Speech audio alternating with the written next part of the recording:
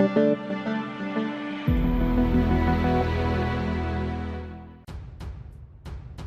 to hard reset Oppo A73. Step 1. Firstly, switch off the device by pressing the power button for a couple of seconds. Step 2. After that, keep holding on volume down and power keys together for a few moments. Step 3. If recovery mode, let go of all keys.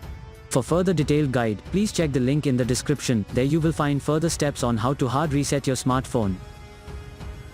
For further detailed guide, please check the link in the description. There you will find further steps on how to hard reset your smartphone. For further detailed guide, please check the link in the description. There you will find further steps on how to hard reset your smartphone.